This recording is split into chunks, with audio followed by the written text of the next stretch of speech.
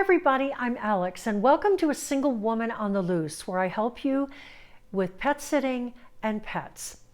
In a previous video, I spoke to you about how to decide what fees to ask for the different services in your area. And today I want to talk about how to handle objections to those fees that you are asking. And if you house sit long enough, you will run into this. I'm going to give you examples of objections that I've received and how I handled them to help you get kick-started in thinking about this. I was called by a woman to sit for a month. And when I arrived to get the key, she said, "Since we're hiring you for a month, we'd like a discount."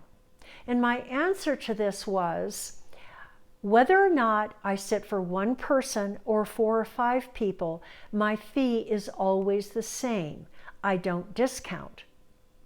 Now, don't offer excuses. Don't keep talking. Don't say phrases like, "Gee, I'd really like to, but," or "I wish I could." No, you don't.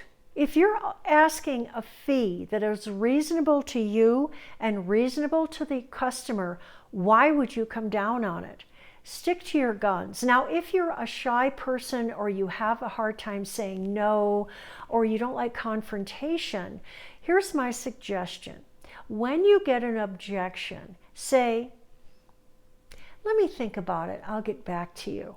And if the person keeps pushing, just say, "I really do need to think about it," which you do. Now, when you get back to them, do not call them and do not talk to them in person. Because if they're very good at wearing people down, they can do that on the phone as well as in person.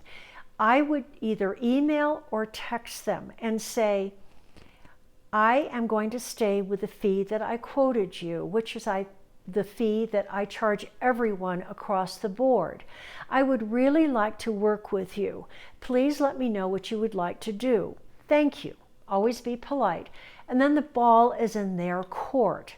Now, yes, you could lose a job over this, but do you really want jobs where people continually want a discount? Because as I said in my other video, what happens is I wear you down and I get a better price. And 2 months later, Bob, my neighbor, comes over and he said, "Oh my God, I got to go out of town. Do you happen to know a good sitter?" I do. Now she's going to quote you a specific price, but I know you can get it better. Now you've got a snowball effect going where everybody is going to want a discount. All right, so don't do that. Now, the next objection that I had was, "Why do you charge so much?"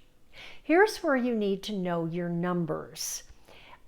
How much are you really charging per hour? Although I never charge per hour, I know my hourly fee. So let's make it simple. Let's say you're staying at someone's home for 5 days, and every day you're going to be paid $48. Well, 24 hours into 48, that's $2 an hour. So you can always come back and say, "You know, I really don't think $2 an hour is excessive."